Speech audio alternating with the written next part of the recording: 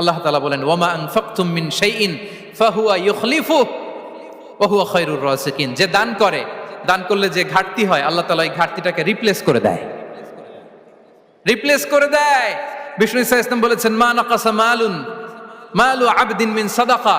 Charity করলে, দান করলে আল্লাহ তার সম্পদ কখনো কমায় না। প্রতিদিন সকালবেলা দুজন ফেরেশতা নেমে বলতে থাকে আল্লাহুম্মা আ'তি মুনফিকান খালাফা, আল্লাহুম্মা আ'তি মুমসিকান চালাফা। ফেরেশতা দুজন বলে আল্লাহ যে দান করলো, দানের কারণে যে ঘাটতিটা হলো এটা তুমি মেক আপ করে দাও, এটা তোমার পক্ষ থেকে বারাকা দিয়ে রিপ্লেস করে দাও।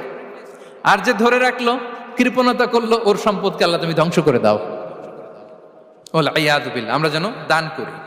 এরপরে বিষ্ণু ইসা ইসলাম বলেছেন বেশি বেশি হজ উমরা করলে, বেশি বেশি যদি কারো সাধ্য থাকে, ফিনান্সিয়াল ক্যাপাসিটি থাকে, বেশি বেশি হজ উমরা করলে তার রিজিকে বারাকা নেমে আসে। সব শেষে হচ্ছে দোয়া করা।